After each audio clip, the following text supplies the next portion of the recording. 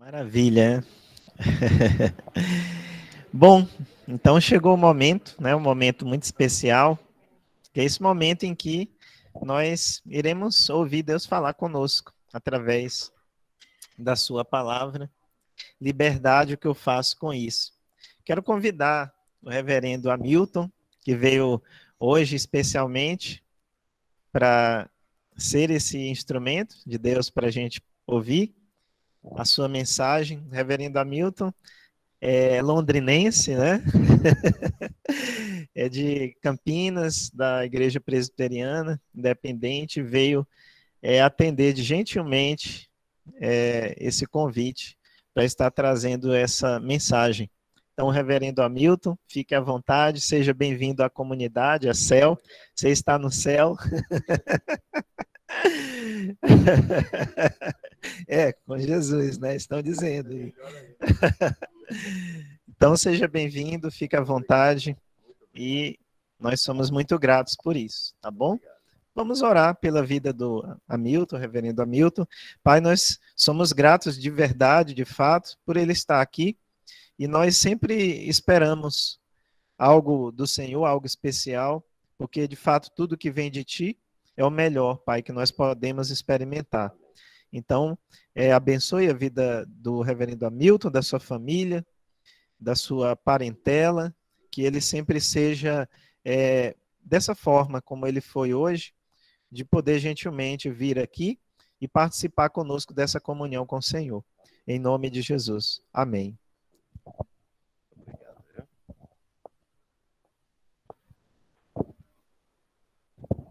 Bom dia, queridos. Uma alegria retornar a esta casa. Eu vou sair um pouquinho aqui da frente. Tá certo aí, daí? Pronto.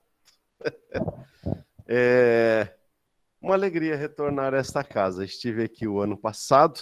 Foi um momento muito bom. Reverendo Altamiro e eu somos amigos de longa data. Desde que eu cheguei em Campinas, ele chegou junto comigo. E nós fomos unidos aí por vários laços.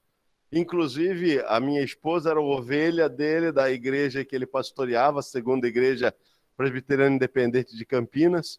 E ele foi um cupido aí de nos aproximar. E casamos. E desde então a gente sempre teve um carinho muito especial. Ele esteve presente no meu casamento, nos abençoou. E tudo foi pela mão de Deus mesmo, estou muito feliz. E é claro que eu não poderia nunca dizer não a ele, mesmo a Mayra, que precisando, conte conosco. Eu gostaria, antes de entrar no tema propriamente dito, de dizer algumas coisas. Primeira coisa, um esclarecimento. Eu creio que vocês estão vendo aí todos esses escândalos aí do meio político aí, envolvendo o nome de pastores. Eu sou um pastor presbiteriano. O ramo presbiteriano no Brasil, ele é bem diverso. Nós temos presbiterianos praticamente de todas as áreas. O presbiterianismo surgiu lá na Escócia, da Escócia foi para os Estados Unidos, através das 13 colônias, e dos Estados Unidos veio para o Brasil. No Brasil, ele adquiriu várias nuances. Nós temos a igreja pentecostais presbiterianos, a igreja presbiteriana renovada. Nós temos presbiterianos extremamente conservadores, bem ortodoxos, chamada igreja presbiteriana conservadora. Nós temos presbiterianos mais, vamos dizer assim, progressistas, a chamada Igreja Presbiteriana Unida. Nós temos a Igreja Presbiteriana Independente, que foi uma proposta de ser uma igreja brasileira para os brasileiros, com a cara dos brasileiros. A gente ainda está tentando chegar nisso, tem um caminho ainda a seguir, mas é uma igreja de 1903, de modo que nós já temos aí vários anos aí de trabalho no Brasil. O presbiterianismo tem mais de 500 anos. É uma igreja que saiu da reforma. Eu gostaria de dizer que o pastor que hoje ministro da Educação, ele é da Igreja Presbiteriana do Brasil. E longe de tecer qualquer crítica, a Igreja Presbiteriana do Brasil é uma igreja muito séria. E tenho certeza que ela já está tomando todas as providências no sentido de apurar os fatos e, dentro dela mesma, se for o caso, punir culpados. A Igreja Presbiteriana Independente ontem soltou uma mensagem nas redes sociais pedindo às autoridades, primeiro, uma apuração séria dos fatos, rápida, e que a justiça seja feita. Se houve erro, que se pague pelos erros. Se não houve, que se diga claramente quem se envolveu. Infelizmente, está envolvido lá também pastores assembleianos, que é uma igreja séria, mas que sempre tem alguns que extrapolam a sua vocação e erram. Eu sou funcionário público, nunca aceitei cargo de confiança, porque eu sei que vou estar me envolvendo com partidos políticos e o jogo ali é muito diferente do que é praticado dentro das igrejas. Assim, eu gostaria de que ficasse claro. A Igreja Presbiteriana Independente não participa do governo humano. Nós pregamos a separação entre igreja e Estado. Se eu estou desenvolvendo o ministério pastoral, não me compete envolver-me no Estado. A respeito todos os membros da igreja, e creio que Calvino defendia um mandato cultural em que os membros da igreja se envolvem com a sociedade e se envolvem com ONGs, com movimentos para levar justiça e os valores do reino para a sociedade. Mas os pastores procuram manter-se equidistante para que não aconteça exatamente isso que aconteceu. Dito isso, eu gostaria de dizer que meu filho também está nessa selva, viu?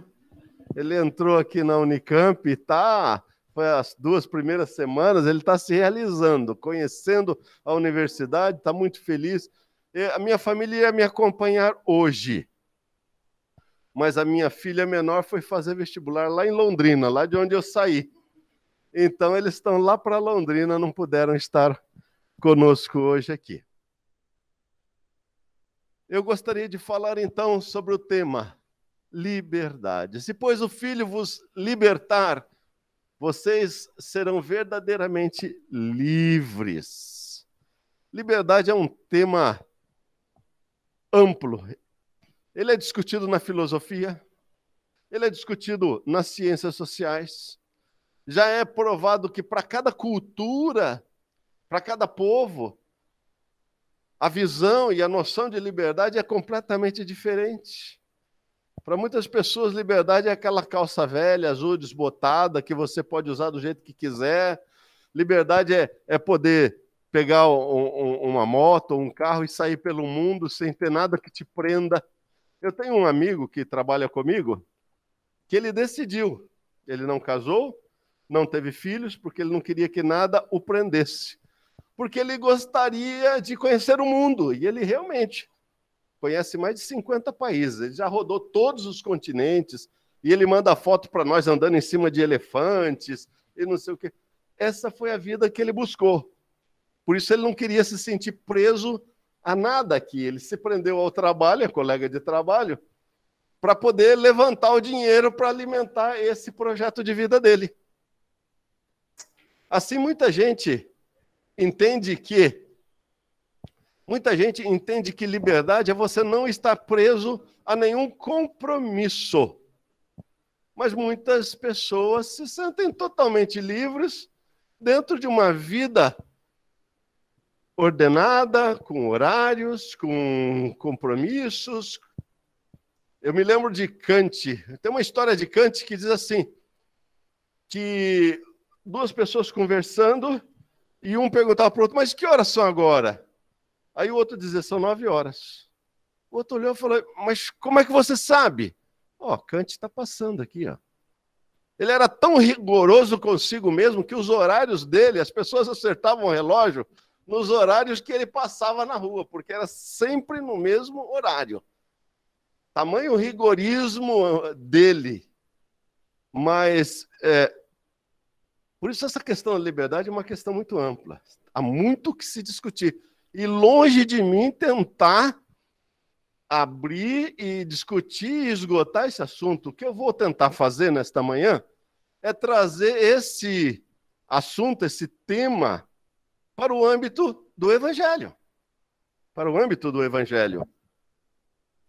Uma das coisas que nós descobrimos nas Sagradas Escrituras, liberdade está intimamente ligada à pregação do Evangelho. Pode passar o slide. Jesus iniciou seu ministério dizendo assim, porque o Espírito está sobre mim, pelo que me ungiu a pregar liberdade aos cativos, a restauração de vista aos cegos, a pôr em liberdade os oprimidos e anunciar o ano aceitável do Senhor. É assim que começa a pregação do Evangelho. O Evangelho denota uma libertação.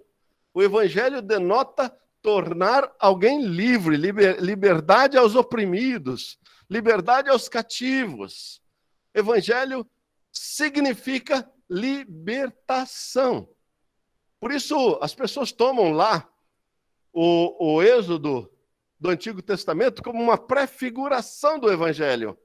Lá um povo amado por Deus, escravizado, sofrendo, agonizante no Egito, recebe de Deus a iniciativa de libertá-lo. E Deus envia Moisés, e Deus aí, através de Moisés, com mão forte, com as pragas, liberta, abre o Mar Vermelho e liberta aquele povo. Sempre a ação de Deus é uma ação libertadora. É isso que temos que guardar no coração. O nosso Deus se manifesta no sentido de libertar os homens, a raça humana. O Evangelho é isso, é uma manifestação de Deus no sentido de libertar a raça humana.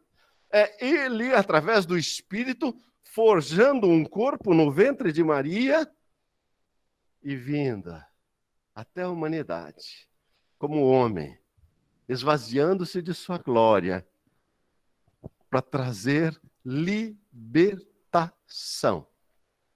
O Evangelho é isso, é esse movimento de Deus no sentido de trazer liberdade ao ser humano.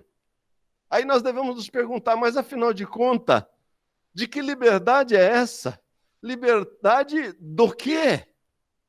Aí nós entramos na pregação do Evangelho.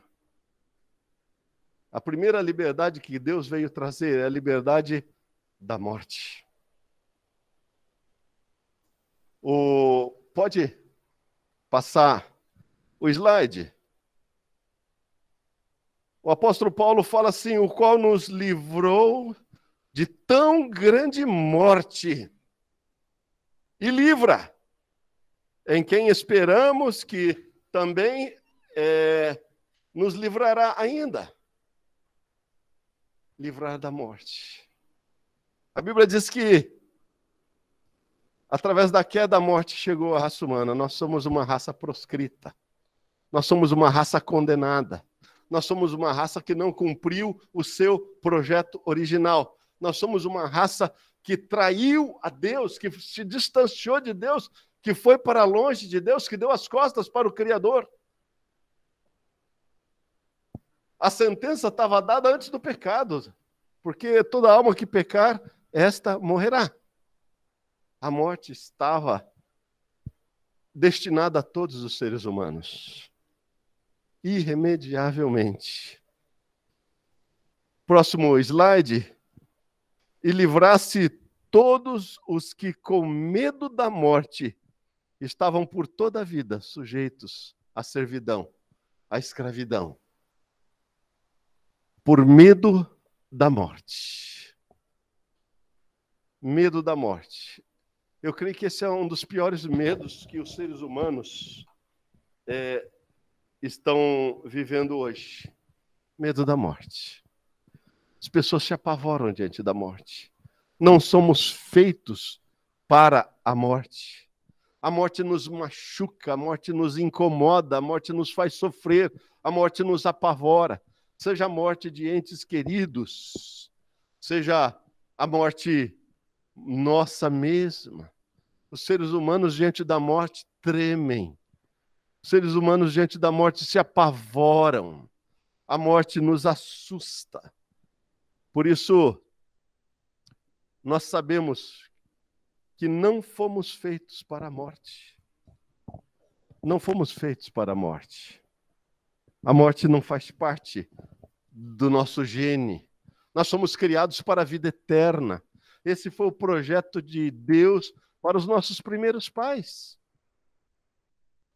A morte só entrou no mundo a partir do pecado, da desobediência.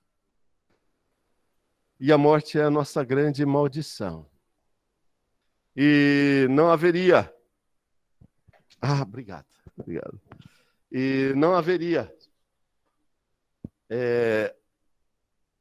possibilidade nenhuma de nós mudarmos essa realidade, como nós lemos aqui, em pecado, eu nasci em pecado, me concebeu minha mãe, e o salário do pecado é a morte. Assim, a morte passou para todos os homens.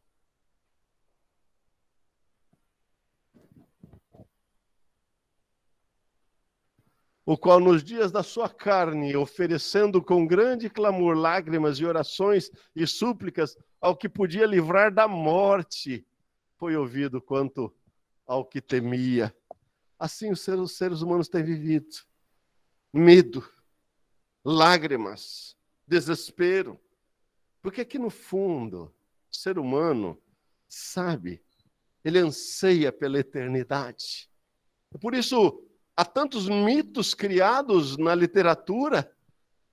A fonte da juventude, que você beberia e continuaria eternamente jovem. Um lugar onde a pessoa poderia eternizar-se. O ser humano sempre tenta eternizar-se. Mas o tempo é implacável com relação a isso. O tempo é a nossa maldição. O tempo foi criado depois do pecado. Não haveria tempos, éramos eternos. Mas o tempo foi criado para que... muito obrigado, viu?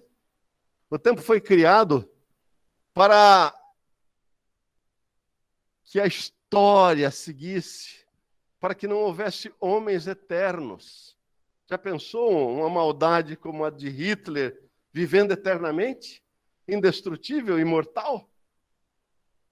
Assim, Deus criou o tempo, na sua sabedoria, para que o homem tivesse a sua vida limitada. E aí, Kierkegaard escreve O Ser e o Tempo, dizendo assim: o tempo é nossa maldição. Para cada dia que vivemos é um dia a mais que teremos, um dia a menos que teremos. A cada ano que se passa, sabemos que estamos caminhando para o fim. E aí as perguntas se multiplicam nas religiões. O que acontece depois da morte? É uma passagem? Há um rio? O que há depois? A vida se encerra no túmulo? Além túmulo é escuridão? Assim, a morte, meus irmãos, era uma coisa que nos prende, nos torna cativos. O medo toma conta de nós. E o Evangelho de Deus se manifestou primeiramente para nos livrar da morte. Por isso, João, no capítulo 6, Jesus, anunciando a sua obra redentora, ele fala abertamente que aquele que vem a mim, de maneira nenhuma o lançarei fora, que eu o ressuscitarei no último dia, que eu lhe darei a vida eterna e não hão de perecer. Ele oferece para nós resposta para este drama humano da morte. Liberdade da morte, libertação da morte. É o primeiro ato do Evangelho. Segundo cadeia, grilhões que nos prendem. Pecado. Pecado. Não está indo.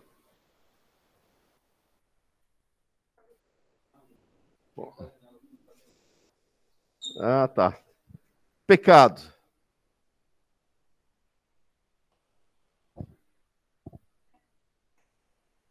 É isto. Porque a lei do Espírito de vida em Cristo Jesus nos livrou, olha a liberdade aí, nos livrou da lei do pecado e da morte. Pecado e morte, as coisas que nos aprisionavam. E Paulo diz que a lei do Espírito nos liberta, nos livra desta lei do pecado e da morte. Qual é a lei do pecado e da morte? Lembram-se do pacto sinaítico? Deus oferece aos homens um pacto. Olha, eu dou minha lei, e quem viver por ela, viverá e se salvará. Eu dou a minha lei. Vocês já imaginaram se os homens escolhessem viver segundo a lei de Deus? Não haveria homicídio, não matarás. Não haveria o furto, não furtarás. Não haveria o adultério, não adulterarás. Não haveria a cobiça, não cobiçarás nem a mulher, nem a vaca, nem a cabrita, nem nada do seu próximo. Honra o teu pai e a tua mãe. Não dirás falso testemunho. Seria a sociedade mais perfeita do mundo. Já pensou se viver numa sociedade assim?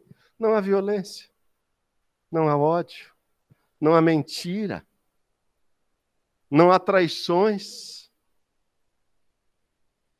Seria o admirável mundo novo.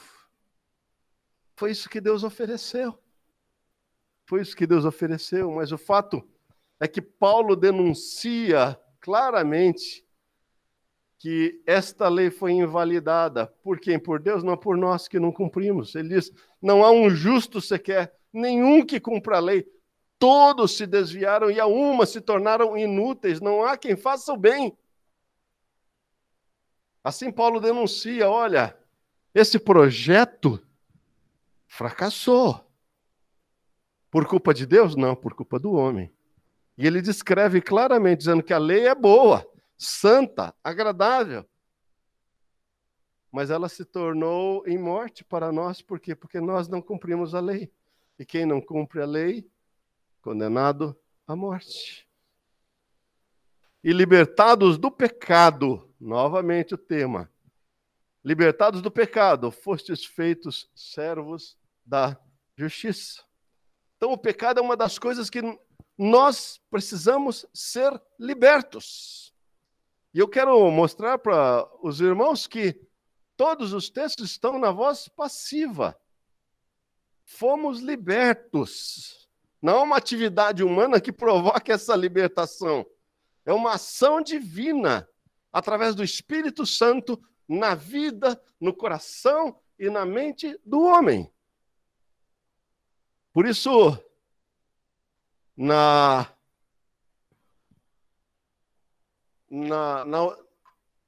oração de Cristo pelos discípulos, ele diz assim, não te peço que os tires do mundo, mas que os livres do mal. Pecado é esse mal. E na oração do Pai Nosso, ele nos ensina, não nos conduzas à tentação, mas livra-nos do mal. Livra-nos do mal. Assim, a liberdade é feita na forma de oração. É uma oração ensinada a nós, livra-nos, mantém-nos libertos do mal, que nós não sejamos tragados, puxados, atraídos pelo mal. Tiago, quando escreve a sua carta, ele descreve assim, a questão do pecado, ele diz assim, quando alguém for tentado, não diga de Deus sou tentado, porque Deus não pode ser tentado pelo mal. E ele mesmo a ninguém tenta.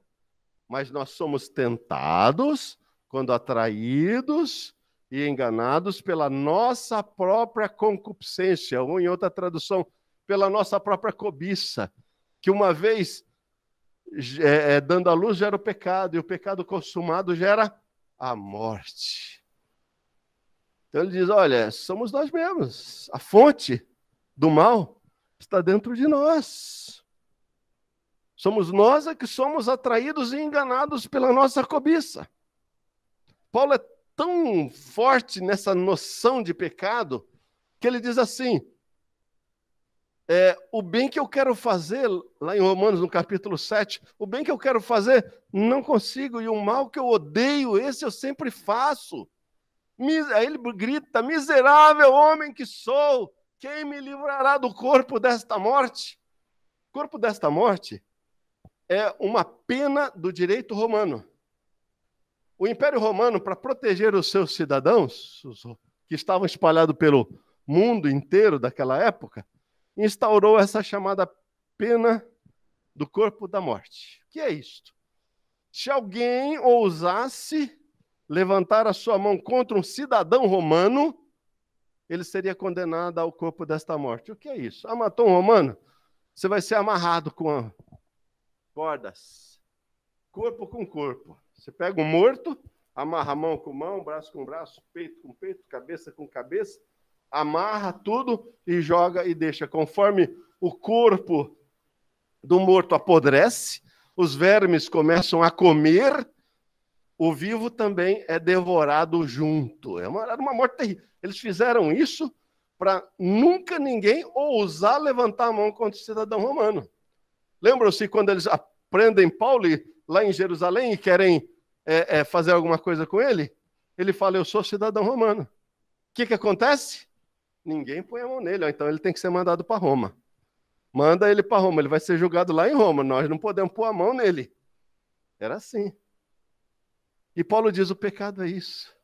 É como se fosse um corpo morto, apodrecendo, amarrado, colado em nós, e nós não conseguimos desvencilhar dele. E a gente tenta arrancar o mal de nós, mas não conseguimos. O bem que eu quero fazer eu não faço, e o mal que eu odeio, esse eu faço. Miserável homem que sou. Aí ele responde no final, graças a Deus por Jesus Cristo. Ele nos liberta do pecado. Ele nos liberta do pecado. E por último,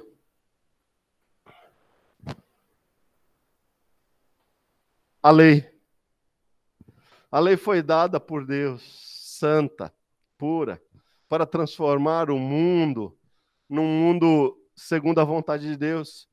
As nações iam olhar para Israel e ver como eles viviam, iam acreditar que o Deus de Israel era o único Deus verdadeiro.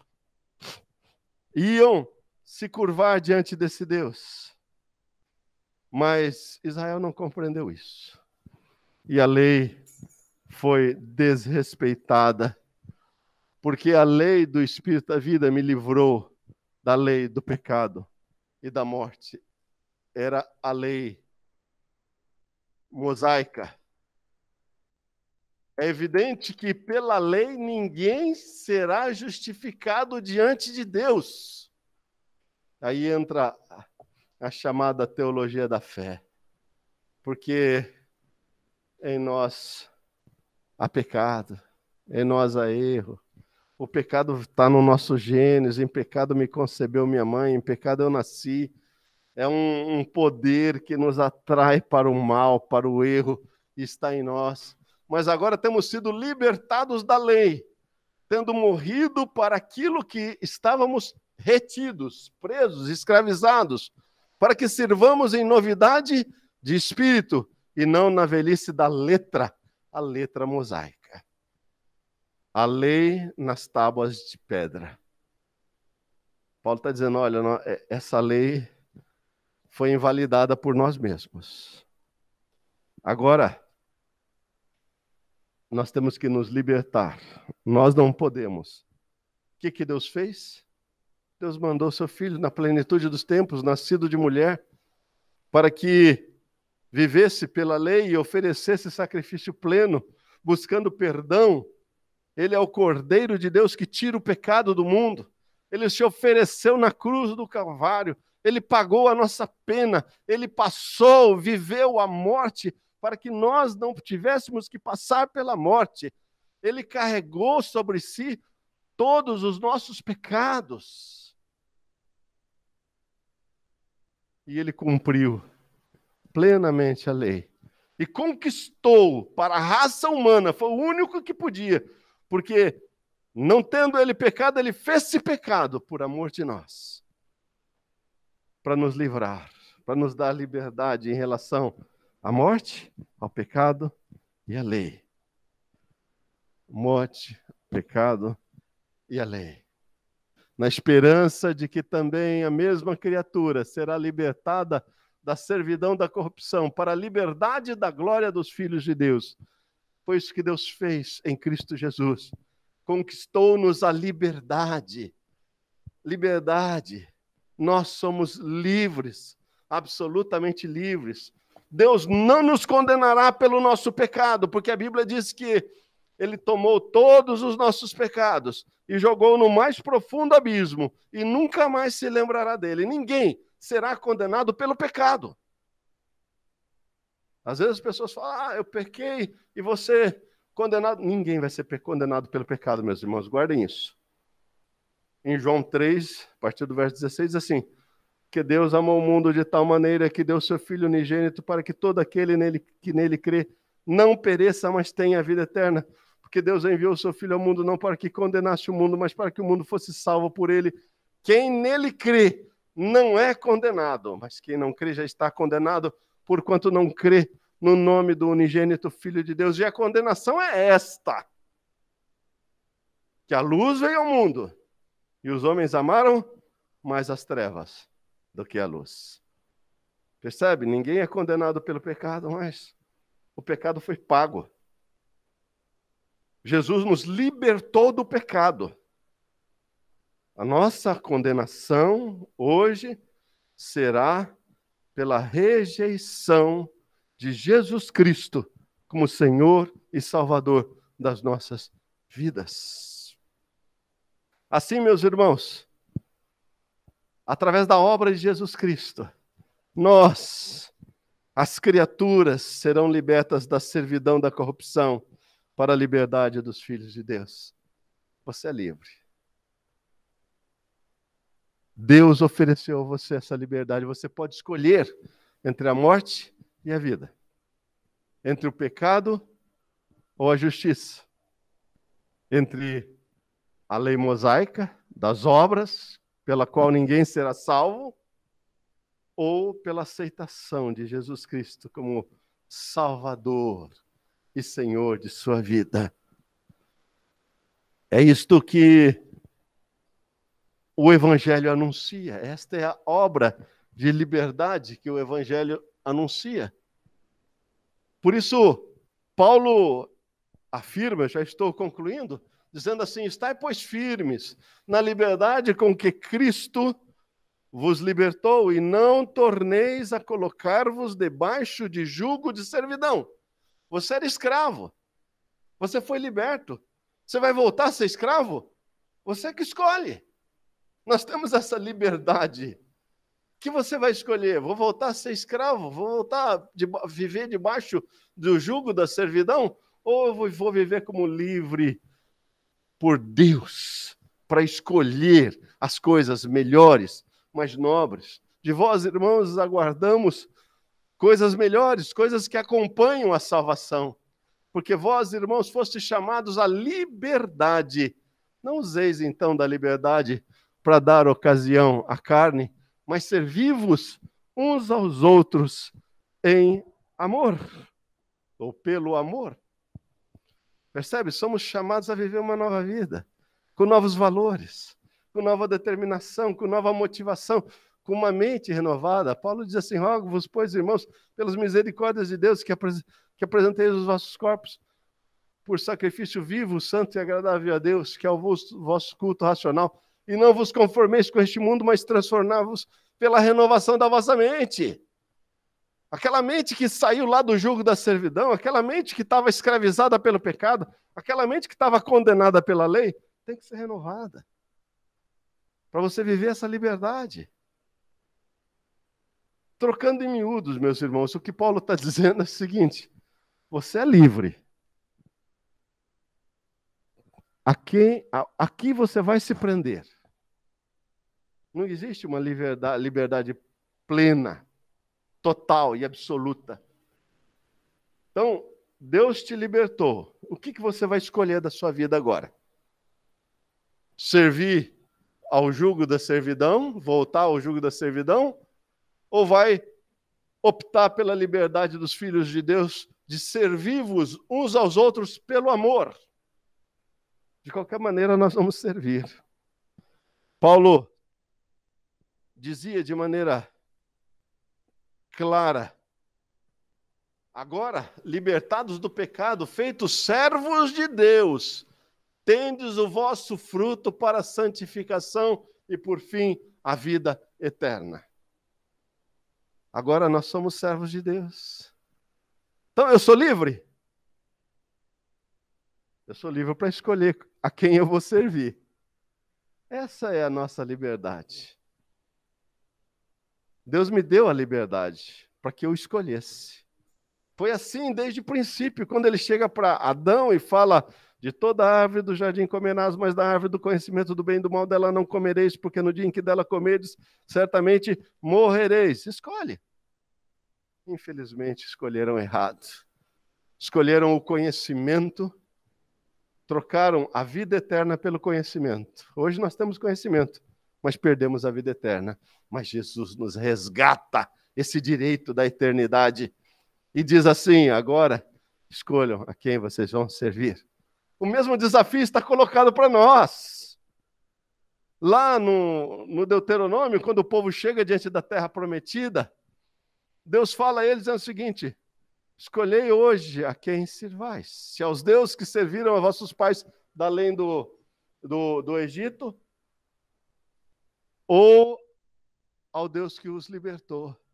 Escolhei hoje a bênção, eis que vos proponho a bênção ou a maldição. Escolhe, pois, a bênção, para que vivas. Essa oferta permanece.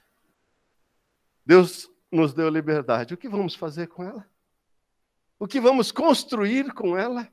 A qual ideologia vamos servir? A qual Deus vamos servir com a nossa liberdade? Você não será mais condenado pelo pecado. Você tem a opção da vida eterna. A lei foi cumprida em Cristo Jesus. E agora, qual a sua escolha? Qual será a sua escolha? Como livres e não tendo a liberdade por cobertura de malícia, mas como servos de Deus. E Paulo, em Romanos, no capítulo 8, tem uma palavra fantástica sobre isso. Ele diz assim: porque todos os que são guiados pelo Espírito de Deus, esses são filhos de Deus. Porque não recebestes espíritos de escravidão, olha a liberdade aí, para outra vez estardes em temor, temor da morte, temor do pecado, temor da lei, mas recebestes espíritos de adoção de filhos, pelo qual clamamos: Abba, Pai. E o mesmo Espírito testifica com o nosso Espírito que somos filhos de Deus. Como é que eu sei que eu sou filho de Deus? Calvino dizia o seguinte: o homem natural sabe que não é filho de Deus? Não, ele pode pensar que é. Mas e você? Como é que você sabe que você é filho de Deus?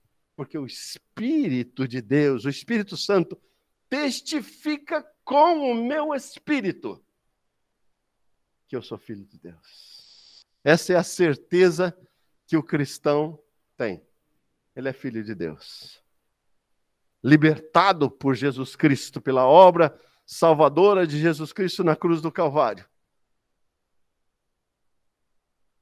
E se nós somos filhos, somos logo herdeiros também, herdeiros de Deus, co-herdeiros de Cristo. Se é certo que com ele padecemos, para que também com ele sejamos glorificados. Assim, meus irmãos, o tema liberdade é muito amplo. Eu tentei jogar coisas aqui para que, quem sabe, possa surgir mais discussões sobre o tema. Mas o fato é que a obra de Deus é uma obra de libertação. O Evangelho é a declaração de nossa liberdade. Somos livres. E a grande questão é essa: o que vamos fazer com a nossa liberdade? A quem vamos servir? Esta é a resposta que Deus quer ouvir de cada um de nós. A cada dia, a cada hora. Podemos cair? Claro. Podemos tropeçar? Claro. Mas a Bíblia diz que, como o bom pai, ele nos recebe de volta. Como o bom pastor, ele vai buscar a ovelha que estava ferida e caída. Ele não desiste de nós, porque Deus é amor e Ele nos ama de tal maneira que não desiste de nós em hipótese alguma. Somos filhos. Como testifica o Espírito com o nosso Espírito. E se somos filhos, somos herdeiros. Deus não esquece de nós. Curve a sua fronte. Vamos falar com Deus em oração? Ó Pai querido, diante de tão grande libertação, diante de tão grande salvação, o nosso coração ferve, ó Deus, de amor por Ti. Tu és um Deus que nos escolheu, nos salvou, nos libertou. Tu és um Deus que nos oferece liberdade plena. Perdão, porque às vezes usamos essa liberdade de maneira equivocada. Perdão, porque muitas vezes essa liberdade em nós transforma-se muitas vezes em desaprovação Tua, Pai. Porque muitas vezes, como filhos pródigos, nos distanciamos de Ti até que caímos. Mas nós temos a plena convicção que o Senhor, com seu amor, estará sempre com as mãos estendidas para nós, para nos levantar, para nos restaurar a condição de filhos. Louvado seja o Teu nome. Louvamos o Teu nome pela obra de Jesus Cristo.